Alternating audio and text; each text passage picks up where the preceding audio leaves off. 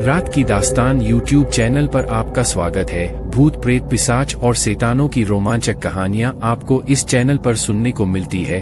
अगर आपको ऐसी ही वीडियो देखना पसंद है तो हमारे इस चैनल को सब्सक्राइब करना ना भूलें। तो अब हेडफोन लगा ले क्योंकि अब वक्त हो रहा है डरने का। यह कहानी है एक लड़की की जो अकाल मृत्यु के बाद एक खौफनाक चुड़ैल बनी और जिसने अपने हत्यारों पर दर्दनाक कहर ढाया जिससे उनकी रूह कांप गई। रूपा एक सुंदर लड़की थी। वह रायपुर गांव में अपने माँ और बाबा के साथ रहती थी। रूपा माँ बाप की इकलौती औलाद थी, इसीलिए उसके माता पिता उससे बहुत प्यार करते थे। हर खूबसूरत लड़की की तरह रूपा का भी एक अपना सपना था, शादी करके परिवार बनाना और एक खुशहाल जिंदगी जीना। रूपा के माता पिता ने उसकी शादी पड़ोस के गांव के गणेश नामक एक अनाथ लड़के से तय कर दी थी। रूपा ने भी अपने माता पिता का मान रखते हुए उस शादी के लिए हाँ कर दी। कुछ ही दिनों में गणेश और रूपा एक दूसरे के करीब आने लगे, लेकिन रायपुर गांव के सरपंच और उसके भाई राम सिंह को यह बात पसंद नहीं आई, क्योंकि सरपंच चाहता था कि रूपा की शादी उसके भाई के साथ हो, किसी बाहर गांव वाले के साथ शादी के वह खिलाफ था। सरपंच ने बहुत बार रूपा के पिता से भी बात की थी, पर वह इस बात से बिल्कुल भी राजी नहीं थे, क्योंकि उन्हें अपनी बेटी की खुशी ज्यादा प्यारी थी। रूपा और गणेश की शादी में बस 2 महीने बाकी थे। फिर उस कपटी सरपंच ने एक घिनौनी चाल चली। एक रात रूपा और गणेश एक दिन रूपा के मामा घर से एक जलसा करके लौट रहे थे। सरपंच उन पर बहुत दिनों से नजर रखे हुए था। वह बस मौके की तलाश में था और वह उसे उस रात मिल गया। घर आने के लिए रूपा और गणेश ने जंगल वाला छोटा रास्ता लिया था। वहां सरपंच राम सिंह और उसका मुनीम तीनों जंगल की घनी झाड़ियों में किसी भेड़िए की तरह घात लगाकर बैठे थे। जब वह प्रेमी जोड़ा हाथों में हाथ लेकर एक दूसरे में गुम होकर पूरी दुनिया को भुलाकर जंगल के बीचों बीच पहुंचा, तब सरपंच और उसके भाई ने पीछे से आकार बड़े पत्थरों से दोनों के सिर पर इतनी नफरत वार किया कि वह दोनों बिना चीखे ही बेहोश हो गए। मुनीम ने गणेश को ठिकाने लगा दिया और तब तक सरपंच और राम सिंह ने रूपा के साथ वह कर दिया जिस अपराध से पूरे समाज को नफरत है। अपने नापाक इरादों को अंजाम देने के बाद उन्होंने रूपा का गला घोंटकर उसे कुएं में फेंक दिया। अगले दिन रूपा के माँ बाबा और गांव वाले गणेश और रूपा को ढूंढने लगे तो उन्हें दोनों की लाशें मिली। पूरे गांव में शोक का माहौल था। रूपा के माँ बाप भी बेटी के जाने के बाद कुछ दिनों में गांव छोड़कर चले गए, पर कहते हैं ना कि एक लड़की की पवित्र रूह का चुड़ैल बनने का कारण उसकी अधूरी इच्छा होती है, इसलिए रूपा को अभी तक मुक्ति नहीं मिली थी। नियति से कहो या बुरी किस्मत से एक शाम सरपंच राम सिंह और मुनीम तीनों शहर के किसी शराब खाने से लौट रहे थे और उन्होंने भी जंगल का वही छोटा रास्ता चुना। उस वक्त राम सिंह नशे में नहीं था, इसलिए वह जीप चला रहा था और वह ठीक उसी जगह जंगल के बीचों बीच धक्के खाकर खराब हुई जहां उन्होंने रूपा और गणेश को मारा था। दिन ढलने में कुछ ही समय बाकी था। राम सिंह ने जीप से उतरकर गाड़ी का बोनेट खोल के चेक किया। पता चला कि जीप में पानी पूरी तरह खत्म हो चुका था और उनके पास तो पीने के लिए भी पानी नहीं था। जब यह बात राम सिंह ने उसके भाई सरपंच को बताई तब उसने नशे की हालत में राम सिंह को गलियां बकी और उसे पास के कुएं से पानी लाने का आदेश दे दिया।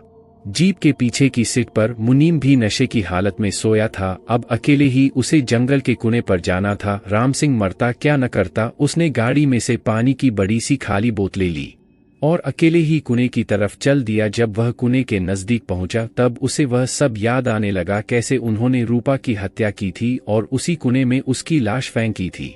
राम सिंह ने खुद को होश में लाया और कुएं के आसपास पानी निकालने की रस्सी ढूंढने लगा, पर उसे वह नहीं मिली। अब राम सिंह पर कुएं में उतरने की नौबत आ गई थी, इसलिए वह मन ही मन डर भी रहा था, क्योंकि सूरज पूरी तरह ढलने में बस कुछ ही पल बाकी थे। इसलिए राम सिंह भागते भागते जीप के पास गया और जीप में से लालटेन और एक छोटी टॉर्च ले ली। राम सिंह को मुनीम कुछ होश में लग रहा था, इसलिए उसने उसे भी अपने साथ में ले लिया। फिर दोनों मिलकर कुएं के पास आ गए। तब तक सूरज पूरी तरह ढल चुका था और अंधेरे ने मौत की चादर से जंगल को ढक लिया था। राम सिंह ने मुनीम को लालटेन जलाकर दी और कुएं के पास खड़ा किया। कुएं को देखकर मुनीम भी डर गया था, उसे भी अपने किए हुए पाप याद आने लगे थे। राम सिंह टॉर्च लेकर कुएं की सीढ़ियों से धीरे धीरे नीचे उतरने लगा। जब वह कुएं के ठीक बीच में पहुंचा तब राम सिंह को ऐसा महसूस होने लगा कि उसके साथ साथ ही पीछे से कोई नीचे उतर रहा है। राम सिंह ने टॉर्च की रोशनी में पलट कर देखा, पर वहां कोई नहीं था। उसने एक बार मुनीम को आवाज दी और उसका जवाब आने के बाद राम सिंह फिर से नीचे उतरने लगा और जब वह आखिरी और सबसे बड़ी सीढ़ी पर जाकर खड़ा हुआ तभी अचानक उसे मुनीम की दर्दनाक चीख सुनाई दी। चीख की कर्कश आवाज से कुएं के अंदर खड़ा राम सिंह सिहर उठा और कुएं की दीवार से चिपक के खड़ा हो गया। उसे समझ में नहीं आ रहा था कि ऊपर जाऊं या नहीं, और तभी अचानक तेजी एक गोल आकार की चीज पानी में गिरी। टॉर्च की धीमी रोशनी में राम सिंह गिरती चीज को सही से देख नहीं पाया। आवाज से ही वह बेहद डर गया और कुछ समय के लिए उसने आंखें मूंद ली, और जब उसकी आंख खुली तब सामने का भयानक नजारा देख मौत की दहशत से उसकी रूह कांप गई, क्योंकि पानी में गिरी गोल आकार की चीज मुनीम का कटा सिर था और अब वह पानी पर तैर रहा था। कटे सिर की आंखें राम सिंह पर ही टिकी थी, इसलिए राम सिंह बिना पानी लिए ही कुएं से बाहर निकला। कुएं के बाहर मुनीम के शरीर के टुकड़े थे। वह देखने के बाद राम सिंह ने वहां से सरपट दौड़ लगाई। तभी उसके रास्ते में अचानक रूपा सामने आई, वही लाला खून से सनी सफेद साड़ी, खुले बाल, सिर पर गहरा घाव जिससे अभी भी खून बह रहा था। राम सिंह रूपा को चुड़ैल के रूप में देख कांपते हुए जमीन पर गिर पड़ा। मुझे माफ कर दो, मुझे कर दो कहकर गिर गिराने लगा। मौका देखकर राम सिंह चुड़ैल चुड़ैल चिल्लाते हुए जीप तक पहुंचा। सरपंच भी जंगल में चीखने चिल्लाने की आवाजें सुनकर उठ गया था, और जब राम सिंह ने उसे रूपा के बारे में बताया तो पल भर में उसका पूरा नशा उतर गया और दोनों पैदल ही गांव की ओर भागने लगे। टॉर्च अब सरपंच के हाथ में थी और वह आगे और राम सिंह पीछे पीछे भाग रहे थे। अचानक सरपंच को लगा कि वह सिर्फ अकेला ही भाग रहा है, इसलिए उसने पीछे मुड़कर देखा तो राम सिंह अब पीछे नहीं था। उसी वक्त पूरा जंगल राम सिंह की मौत की चीख से गूंज उठा और सरपंच को एक आवाज सुनाई दी, सरपंच तुझे इतनी आसान मौत नहीं मिलेगी, तेरे पाप के तराजू में पाप की गिनती बहुत ज्यादा है, तुझे एक बुरी मौत मिलेगी।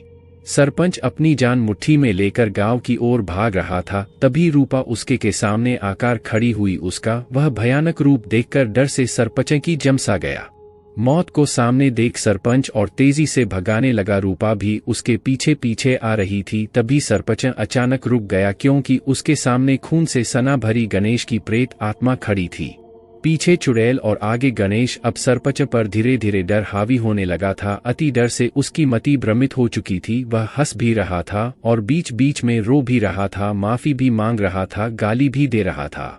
अगली सुबह गांव के लोगों को सरपंच कूड़ेदान पर बैठा मिला, जो वहां से कूड़ा करकट उठाकर खा रहा था। डर से उसने अपना मानसिक संतुलन खो दिया था। उसके अपने घरवाले भी उसे घर में न रख सके और कुछ ही दिनों में कूड़ेदान पर ही गांव के भटकने वाले पागल कुत्तों से खाना छीनते वक्त हुई झड़प में कुत्तों के एक समूह ने उसे जिंदा फाड़ दिया, और यह था सरपंच के बुरे कर्मों का अंत। रूपा के कहने अनुसार वह एक बहुत बुरी मौत मरा। ईश्वर रूपा और गणेश की आत्मा को शांति दे।